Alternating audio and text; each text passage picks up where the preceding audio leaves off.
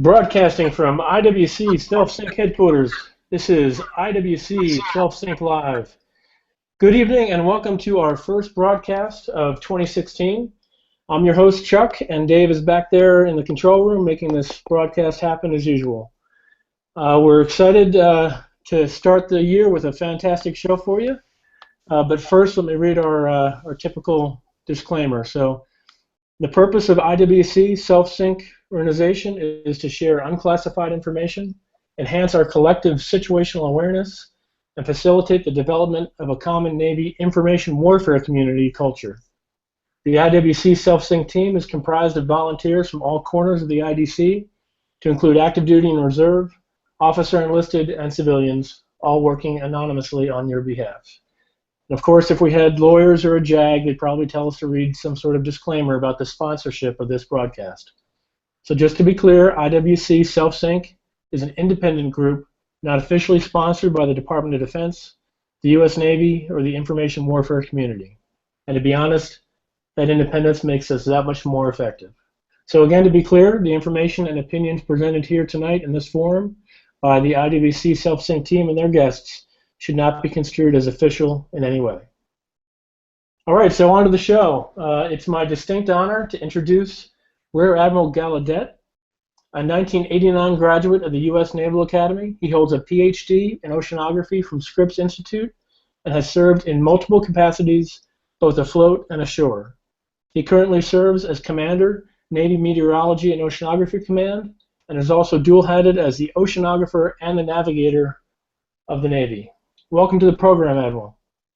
Hey, thanks very much. It's great to be here.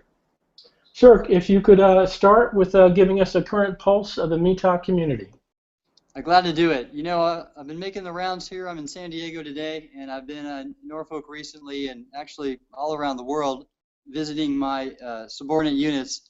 And I'm pleased to say I think we've never been better off.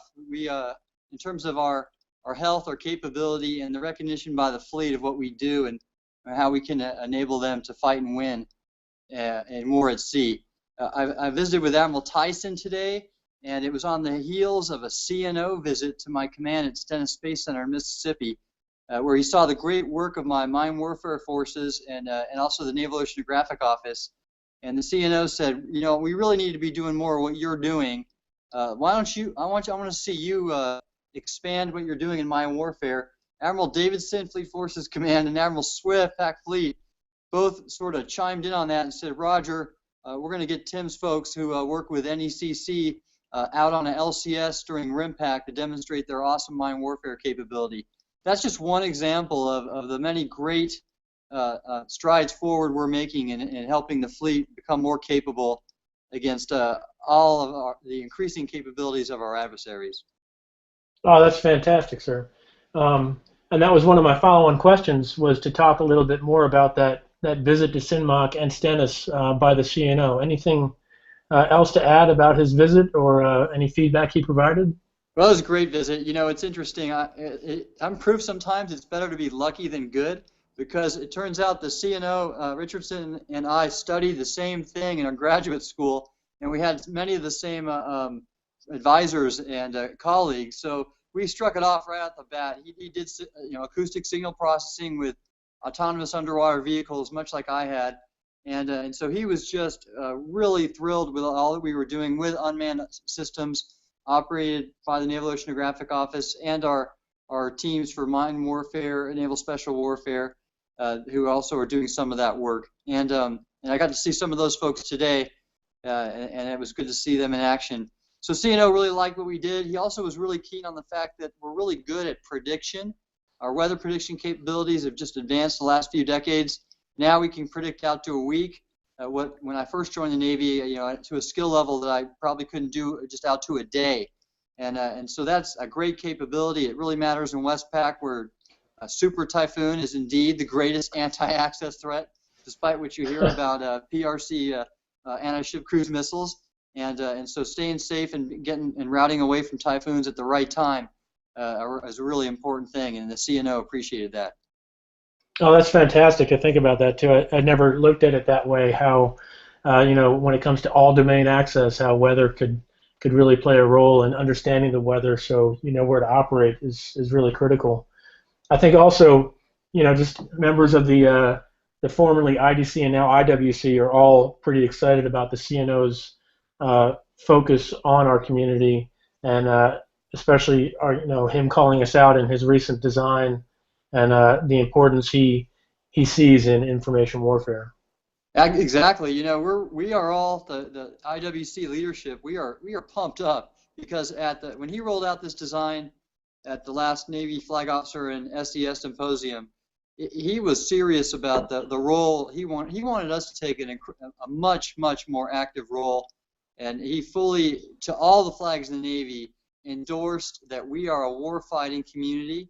And Admiral Branch has jumped on that. In fact, I was at the Naval Academy recently where we had a dinner for all the incoming IWC midshipmen, and Admiral Branch got up there and used the example of mine warfare teams as actually doing warfare. They're not just like supporting from shore. They're out there underway processing the data, removing the environment so that we can find where the mine or mine-like objects are, and neutralize and kill them. So that was great endorsement, and it's in everything our information warfare community does. So it's great to see that he has provided us that endorsement, and we're running with it. Now you're going to see, I think, even though the DoD budget is not growing and the force is not growing at large, I think our community is at a great time and I mean the IWC at large, where we might experience certainly an advancement in capability, but even some moderate degree of growth, because we're that much more important. And so like the cyber mission forces, they grew. This is a huge plus up in manpower at a time when the rest of the DoD was drawing down. I think we're going to see a little more of that across the different subcommunities within the IWC due to CNO Richardson's interest. Oh, that's fantastic, sir. So it's been since 2009 when the original IDC, now IWC, was created. And I think a lot of people looked at, so they're going to take Intel and cryptology and Metoc and put them all together. How do you see it all fitting now, especially Metoc, into the overall role of us as a community? I think, like I mentioned earlier, we're going to see a much greater role in warfare, and so it'll be at the strike group level and everywhere else, where we're hand in glove with operators. And so, and I also see a much more deepened integration between our communities. It happens fairly well at the tactical level, for example, on a strike group staff where intelligence and Metoc professionals work together to plan strikes, routes, timelines, platform and asset allocation. And so I think we'll see more of that with all the communities. You look at the interdependence between the atmosphere and electromagnetic maneuver warfare. That's a huge nexus that we need to get better at, is predicting performance. At any given day, that there's a four-dimensional variability in the atmosphere that causes our EMW systems to performance to vary, and we can predict that, and we need to incorporate that into our maneuver plan and schemes, and we can do that. So this is something I think I joke, we have this technology today, and so it's something we need to just inject into our operational plans, and I think that's what we're going to see happen very quickly, like we're going to do, for example, during RIMPAC. Thank you, sir. I appreciate that. So moving on to a more career-focused question, we're about to witness, to my knowledge, the first Metoc officer taking command of a NIOC. In your opinion, have we as a community set that officer up for success, or is there a way through cross-detailing opportunities or other ways that we can better prepare officers for such opportunities? Well, that's a great question. First of all, that officer is Commander Tim McGeehan, and that guy is the pro from Dover. I'm telling you, he had great experience on his strike group staff as a real pioneer in integrating EW and IO, the information warfare community's work, as well as intelligence and Metoc. So he is absolutely ready for this challenge. It's also, if you look at the nature of NIOC Whidbey with their SIGINT and electronic warfare mission, I think he's going to really provide that right skill set and understanding of how we can use the predicted atmospheric environment for better employment, as I mentioned earlier. So he is definitely the right person. By the way, Admiral Ty, it was her idea, which I was really pleased to jump on. And in the last flag panel that we decided on this, she had said, why not do more? We just had we had a set list of cross details, and she said, I'm open to others. How about a Metoc guy at Whidbey? And I said, yes, ma'am, let's do it. So Tim's the right guy. He's also the speechwriter for CNO Greenard, so this guy can do some things. But I should say, in the larger issue of cross detailing, we all agree, the different community leaders, that it's not like we're not going about it as rush to do it as widely as possible. The approach is a little bit more deliberate and I think smart. It's look at those positions that might be amenable to it, and then if there is the right person for that job, then we do the cross detail and it'll work out. Some examples wouldn't work so well. The Office of Naval Intelligence, for example, are in the different commands under it. Some may and some may not be amenable to, for example, a Metoc officer, but for an information warfare officer, probably. So we just have to look at the right ones at the right time. I should mention, though, in even the non-leadership positions, there's plenty of room to grow. I had, as the superintendent of the observatory, now Captain Clarence Franklin as my XO, and that guy is a rock star. He is awesome. He was the best XO I've ever had, and it didn't matter what his designator was. And I'm glad he made captain. And again, he's another guy I'm probably going to be working for soon. Yeah, I'm a big Clarence fan. As a fellow IW officer, I've worked with him in the past as well. Do you think if we threw in like you could call it disassociated tour or cross detailing opportunity at like the 03 level for our officers, do you think that would help give them an early introduction into the other communities? Sure, it absolutely would. And again, I think we should do that only when it makes sense. If it doesn't detriment the career path of the given officer within his given sub-community, and that they're adequately trained. A good example would be probably not a good idea to detail an intelligence officer to, let's say, a strike group Metoc staff where he has to make recommendations about typhoon avoidance. Sure.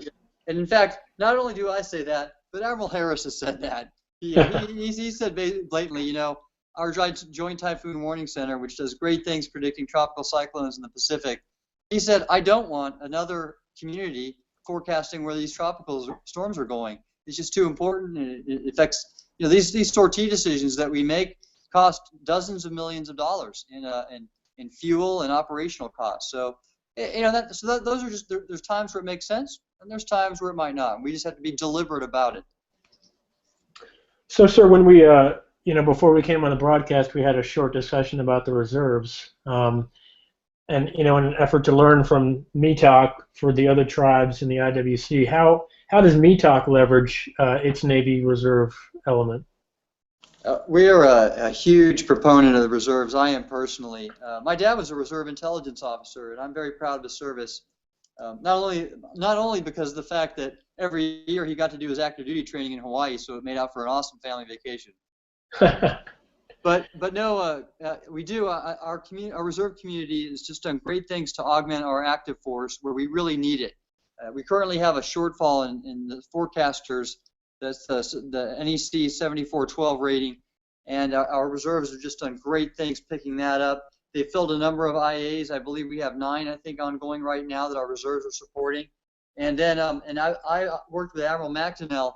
He came to me and he said, Tim, what are your thoughts about the cross detailing and opening up in the reserve detailing process, the apply boards, different positions to the different communities rather than just restricting the Metoc to Metoc, et cetera. And I said, I'm all for it. I think we have some strong players who could step up and swing really hard and hit way into the stands, the grandstands in any of the other jobs. And as you mentioned, I have Captain Greg Emery at Nyack, Georgia, where I think he's just doing a terrific job. He hosted Admiral Braun out there for a tour. And that guy is all in. He's a great officer. He happens to active duty, or his civilian job is my mock deputy director. And so it's opening up the playing field to the most talented officers is what's most important. So the reserves are really doing a great job augmenting the active component, and we have some great talent there to help us do that. So on the active side, from your perspective, are there commands, within the IWC calamitcy that where Metoc could be better integrated?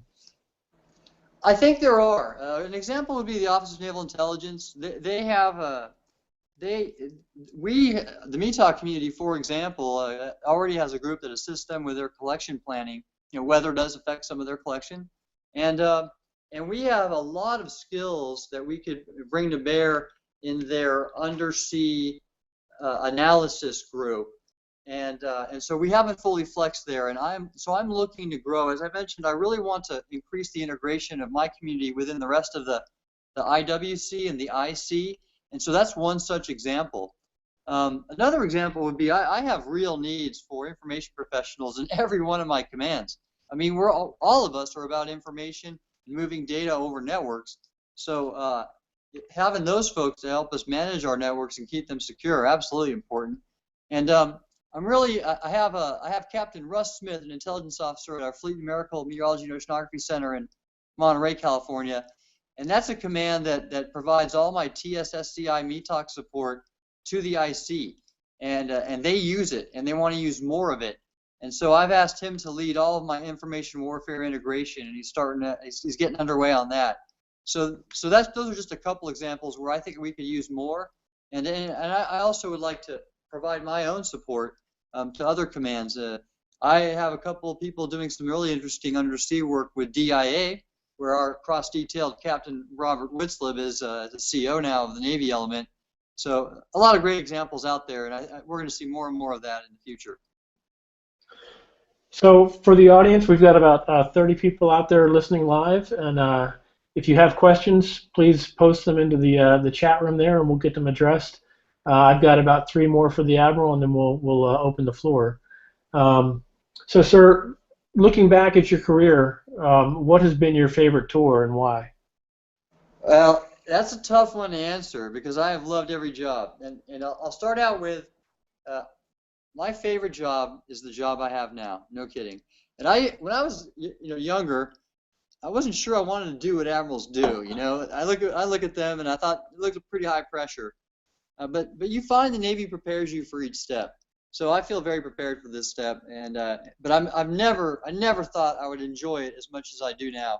And in both my positions, as the commander of Navy Meteorology and Oceanography, I work with sailors, great sailors. I get to see my commands working with the fleet, supporting the fight, engaging in the fight, not just supporting it.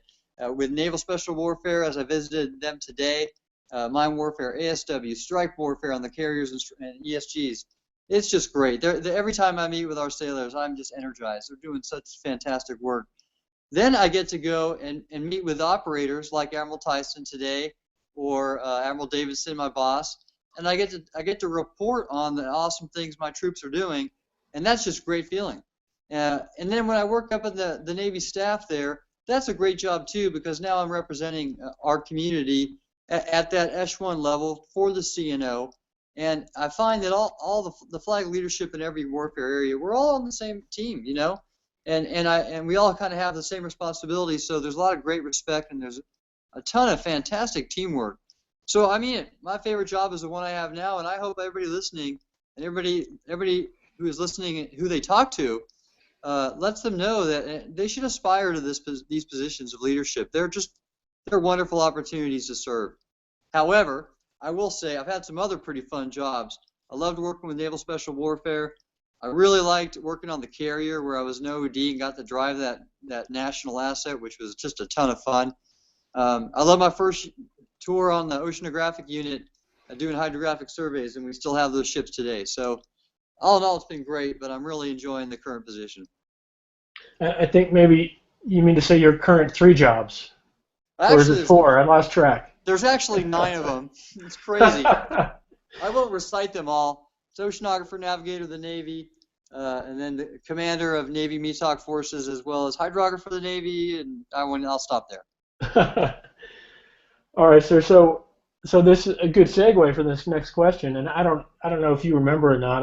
I met you about a year and a half ago. I was in AREC on a milestone and command screen board down in Millington, and Yeah, I you do. were one of the board members.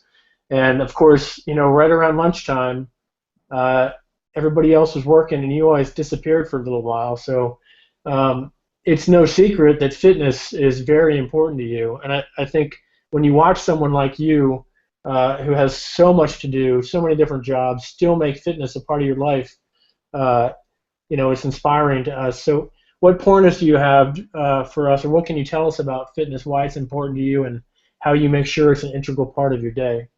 Oh, that I was wondering how you got that question in there, and now I realize, yeah, I did disappear at lunch every day. That's right. Well, that's um, everybody understands why that's important. It's sort of like mind, body, spirit. You got to keep them all healthy for each aspect to be on step. And I just like it. I went to the Naval Academy and was a recruited swimmer. I probably wouldn't be in the Navy if I wasn't a good swimmer. But and so I've just kind of kept that culture of fitness throughout. But I do it not just like because I have to do it. I feel much better with all the work I have to do, responsibility, no different from any other officer or sailor in our community. I just find that it energizes me. I like to take a midday PT and run or whatever, swim sometimes. And when I come back, I'm ready to go for the rest of the day. I'm totally pumped. It actually helps me solve a lot of problems. You go on a long run, and there's a lot of stuff churning through your mind, especially up at the Pentagon.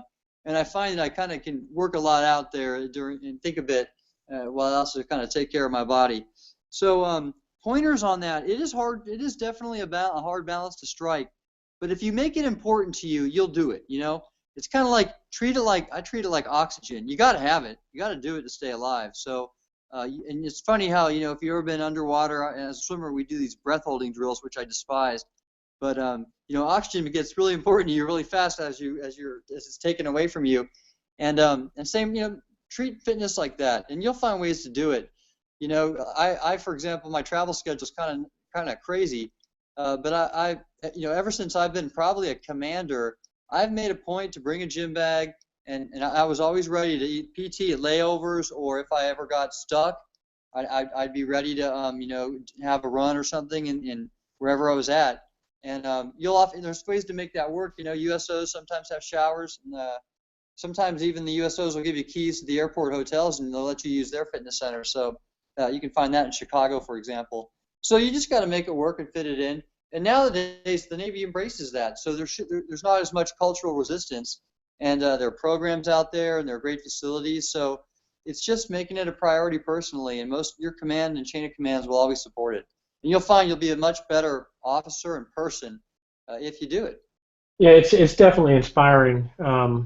It's one of those things. I think it's a signal you send that if you can take time for fitness, and everyone else can too. And I love that. That's fantastic, sir. So last question. Actually, that's good. That's an important aspect. I'll chime in on that one really quick. So I'm on the Navy staff, the Oceanography of the Navy now. This is my third time on that staff, so I'm hoping I get it right. But and that's what people are thinking at least. But I know the pressure of that. So I have my flag loop here, Lieutenant Kukowitz, and I know the position she's in. There's a lot of stress where you're always trying to help support the admiral, and if he's in all the time, you're in all the time. And so I make it a point to take off at lunch so that no one you relax. I know I've been an EA. You relax a lot more when the admiral's out. All right, he's comfortable. I'm good.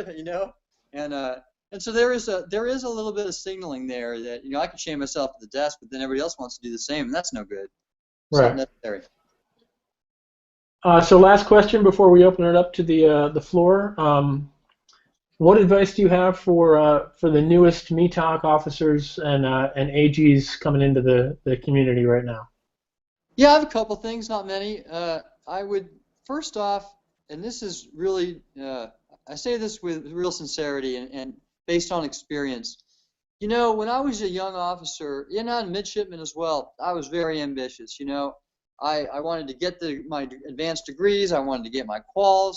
I just wanted to step high. Good thing, and that's a great. I encourage everyone to seek those things. But in hindsight, I realized, wow, I would have been just as good and probably better if I thought more about the team first. And so I would advise people, think about the team, and you'll get all your quals, and they'll help you, and you'll get all those things you need to get. You'll be better if you think about the team first. And I realize that's how the best units in the Navy work, and there's a culture like that. So that's my advice. Really think about your shipmates. I sat next to a real nice girl who was going to go to Marine Corps boot camp in a couple weeks on a plane ride the other day, and that was my advice to her. And I got that from a really great book called The Heart and the Fist by a Rhodes Scholar named Eric Breitons, and he talked about his experience at BUDS, and that's what he said got him through it. As an officer, he was in charge of a squad, so he was always trying to make sure none of his guys would ring out. And the only time he thought about ringing out when he was thinking about himself. He was cold, wet, and sandy, and he was really hurting. And that's when he started getting weak and thinking about ringing out. And then he snapped to it and said, "No, I'm the officer. If I ring out, then every one of my guys in a line will ring out. I got to take care of them, And so you'll find you'll just be such a better person if you put the team first. And that's my advice.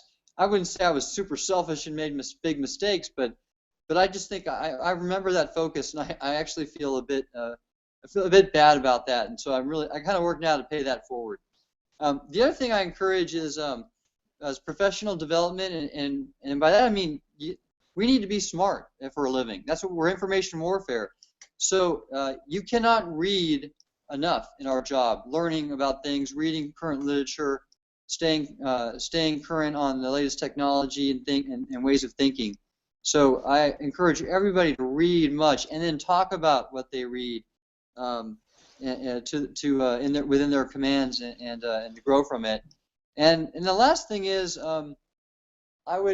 everybody is a leader. Even the most junior people lead.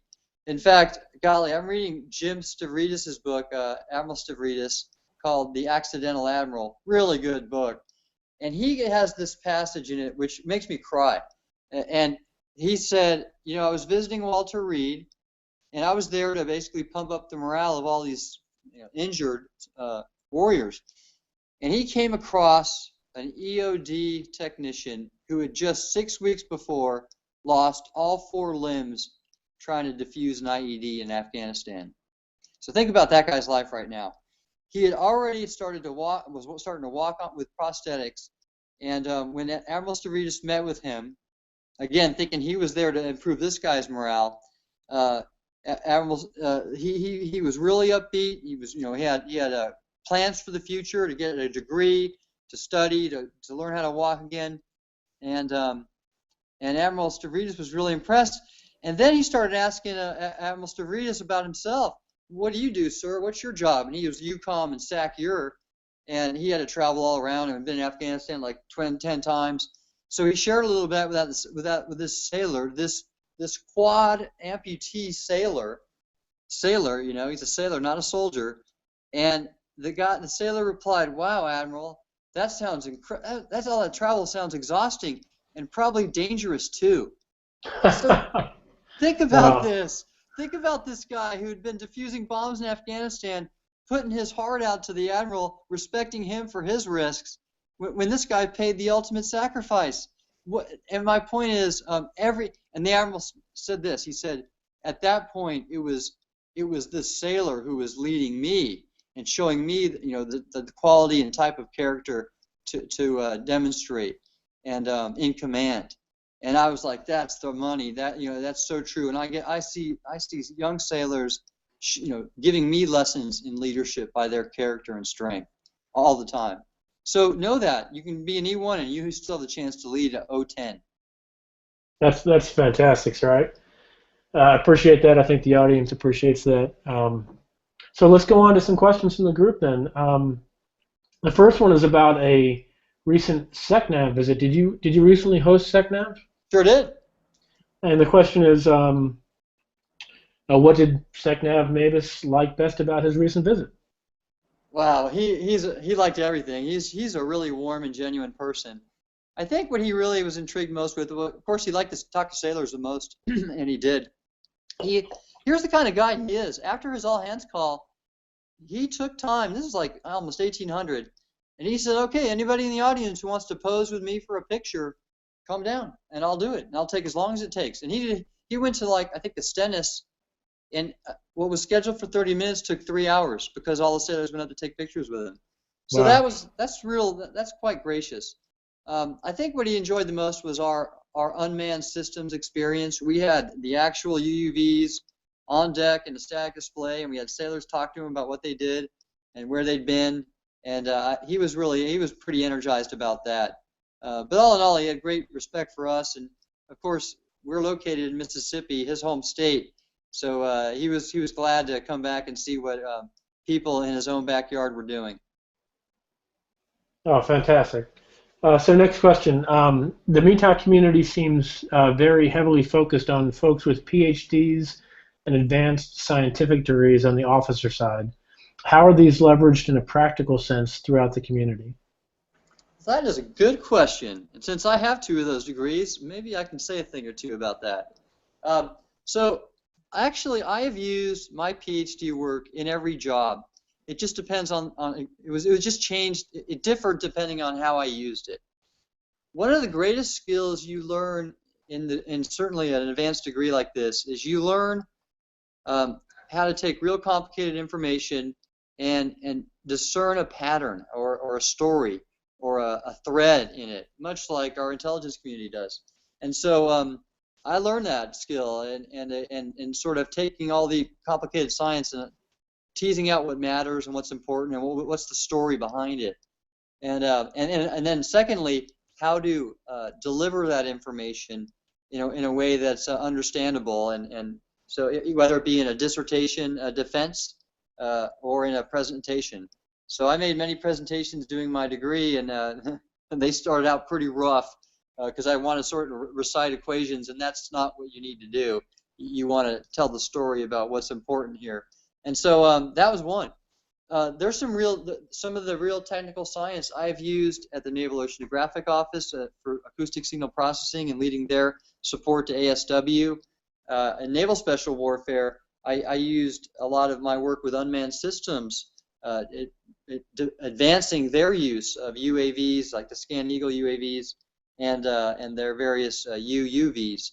So there are great applications. You're not necessarily crunching equations, but there's a lot of principles that you apply.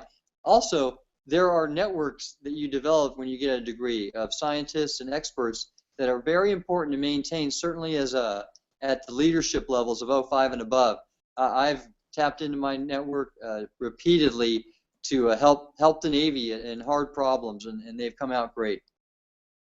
And I think if I could, I think this is where the self synchronization part of the IWC comes into play too, because the 1810 community has started a recent push with STEM degrees, and ensuring we get the return on investment, STEM and PhD, with those degrees. I think we could probably learn from the Metoc community, who's been doing that for quite some time. That's a fact, and I will tell you that we're here for you, for the rest of the IWC, and it's what I've been doing with Admiral Kohler is the IW TICOM.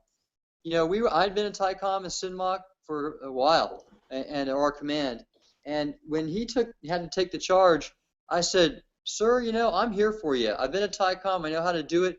Let me share with you our best practices, and as you get on step." And so we've done that. I gave him my N8, Rich Kren, and he's been helping his PB&E programming, budget and execution in that whole process. Sorry for the acronym.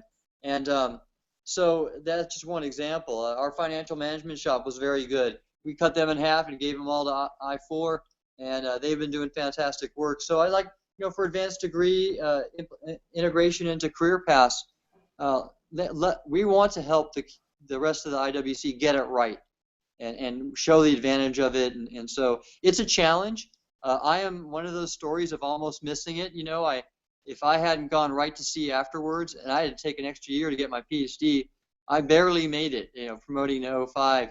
And and I was fortunate to be at the right place at the right time. So it's a tough thing to manage, but it can be, and so we can help you do that. Awesome, sir. Thank you. Next question: Does the new designation of IWC put us on a path towards becoming a URL community?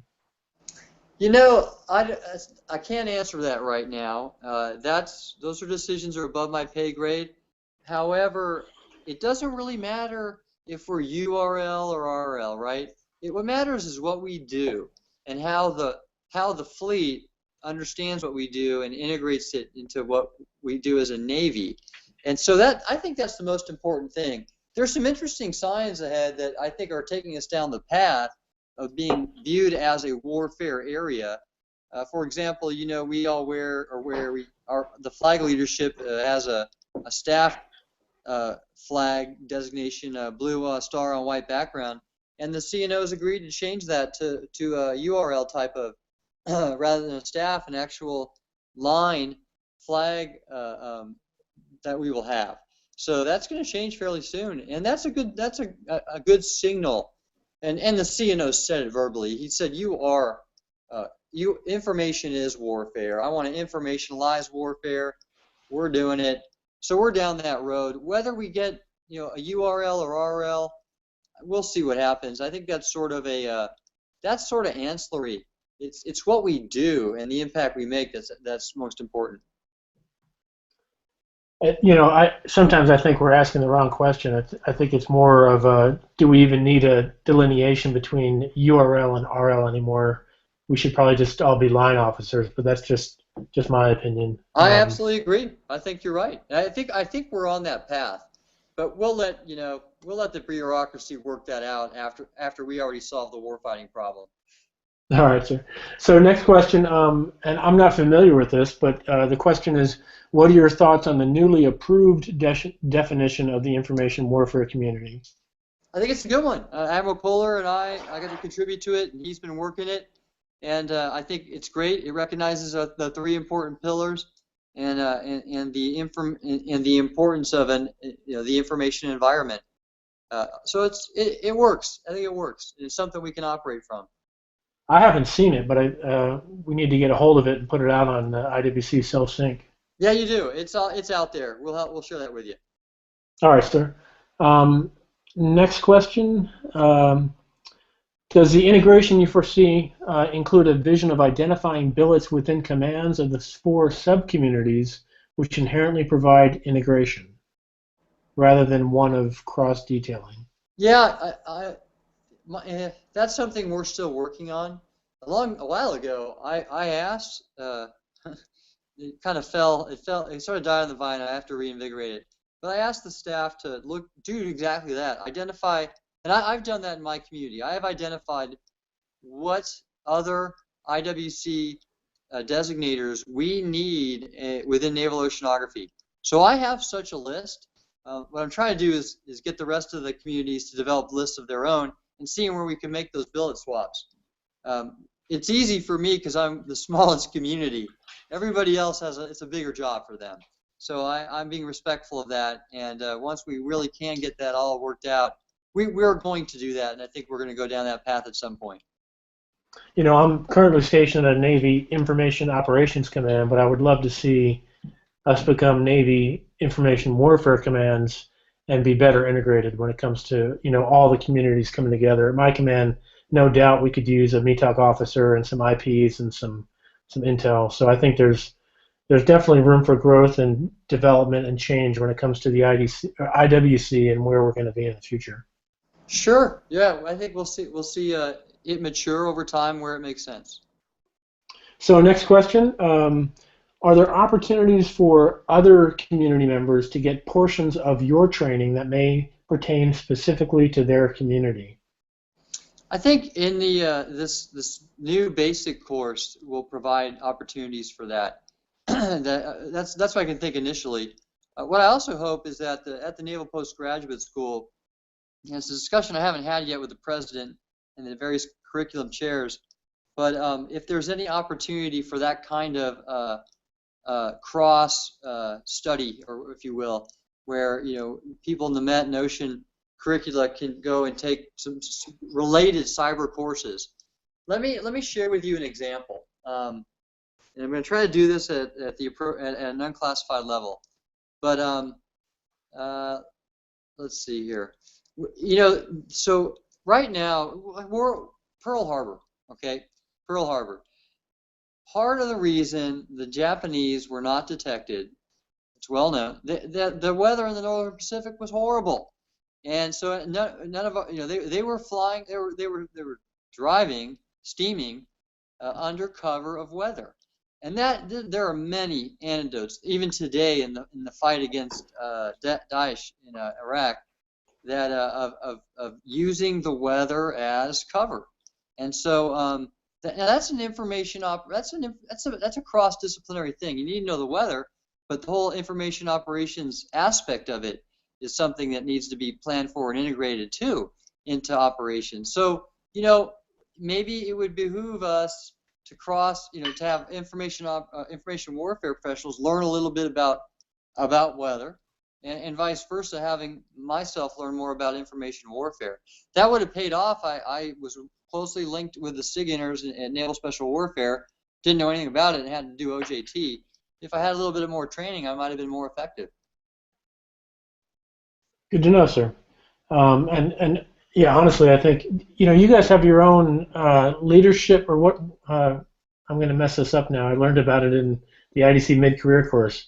But you guys have a training command in Norfolk. Is that correct? No, I'll correct you for that one there, Dave. It's called the Professional Development Center in Gulfport. That's right. Okay. It's our advanced training command. So they feel that it's interesting. One of the big Navy initiatives in changing training paradigms is called Ready Relevant Learning, and through our Professional Development Center, we actually already have this sort of Ready Relevant Learning construct. It also does much of what the Warfare Development Center will do. That Admiral Kohler is trying to stand up. So I've already told him, hey, my currently Professional Development Center (PDC) is the Metoc WDC, and we're here to be your seed as you grow the larger IWC and or IWDC. So that's what it does. It's advanced training. They haven't yet taken on the certification aspect, but they will, and it's in some degree TTP development. And they're implementing it in a great way. And I will tell you, I'd be happy to open up courses to my fellow IWC officers. And there's some there's some really interesting ones. We have for the enlisted advanced ocean and meteorological forecasting courses are being developed. We have courses on exploiting the electromagnetic spectrum and the atmospheric effects on it. And same for the undersea acoustic environment. So, which would be courses relevant for the people in ONI's NERTAC, their undersea analysis shop. Awesome, sir. And I think that really answers the poster's question as well. So to the audience, last call for questions. I've got about 3 more that I'll go through here, and then we're going to wrap it up. So if you have anything else you want to get in there, drop it into the chat room. For you, sir, how would you categorize our dependence on space in general, and specifically on non-DoD weather assets like those belonging to NOAA? Not sure if you can answer that in this form or not, but. Oh, I can. I would say that we are highly dependent on non-DoD space-based environmental monitoring capabilities. I can't say I like that, but space programs are very expensive. And due to the fiscal constraints, we're forced to operate not only on non-DoD but even some foreign assets. I'm working to correct that right now. I just had a meeting today with the former military deputy of DIUX, and that's a kind of an innovation shop that SecDef Carter stood up. And I'm trying to get some altimeters and wind scatterometers, they're called. On nanosats that can be rapidly deployed by the 2019 timeframe. So I'm working to reduce those dependencies. All right, sir. What are your thoughts on the impacts of climate change on Navy operations worldwide, and what are some examples of the possible impacts we are looking at? So that's a job of mine. I'm charged with that. I'm the director of the Navy's Task Force Climate Change, and it's the effect of climate change is occurring now. We know it. It's affecting drought and flooding. Is increased occurrences of it are affecting our training ranges. Sometimes it's affecting increasing instability. Syria was much that's happening with the civil war there. A big contributing factor was a long-term drought, and the collapse of their agricultural-based economy and the influx of many unemployed rural residents into the cities. So climate is affecting security. It's one factor. It's not the only. It's also contributing to a changing Arctic security environment in a big way. And so, and I think the Navy has a great plan through their Arctic roadmap to address that opening region, that maritime region. It's not like the sky is falling and things aren't, the world isn't ending, you know, and the sky isn't falling. But these are long-term geostrategic trends, and it's a contributing factor is the environmental change that's occurring, and we just need to factor that into our planning, and the Navy's doing it. So I'll give a shout out to Mark Mitchell, who gave us the new definition of information warfare: actions and capabilities to defeat any enemy by using assured command and control, battle space awareness, integrated fires, and freedom of maneuver in and through the information environment. And yeah, wow, I think that that captures it very well. Yeah, nice, good work. So next question: how much do you, how much do your sailors or civilians work with or support scientific research in the academic community or places like Office of Naval Research or the Naval Research Laboratory? We do that in a big way. In fact, we had a great example of a sailor at our Special Boat Team 22, who is their lead operator for an unmanned underwater vehicle that does hydrographic reconnaissance. The SEALs used to have to do hydrographic reconnaissance with scuba gear and a underwater slate that they would write soundings on, using a lead line. And now we got these UUVs that can do it without exposing them and helping them do the more important find, fix, and finish.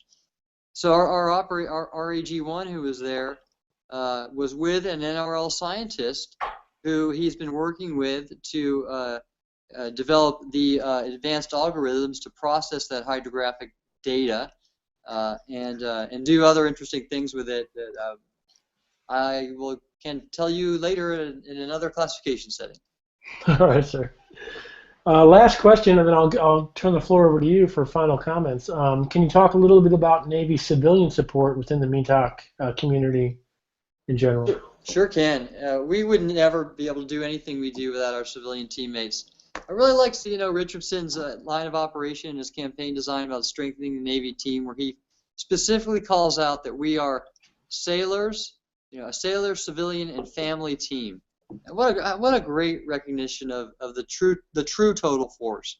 And so and he doesn't make distinctions between active and reserves. We're all on the same team. And I'll tell you, our civilians they're the best at what they do. They're bright, many PhDs, master's degrees, and very committed.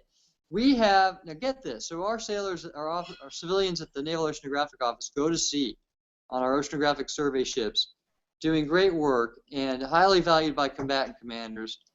And we have a civilian who's been working there for nearly 40 years who was just awarded for his 6,000 plus days at sea. When you do the math, that's more sea time than a 30-year career SWO. So wow. that's pretty salty. And our team is committed, and they're the best in the world at what they do. That's dedication. So, sir, final thoughts. I'll open the floor to you. Anything you want to put out to the community? Sure do.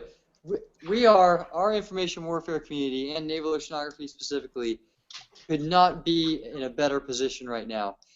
C&O Richardson is just absolutely impressed by what we do and realize it's critical to helping us prevail over our adversaries and gain that every inch of advantage that we can get.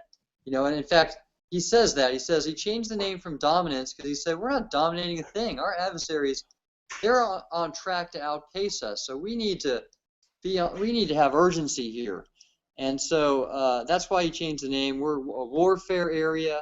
We need to focus on that, and we need to claw for that every inch of advantage. I think what we have to offer will be more than just inches. It will be yards to miles of advantage.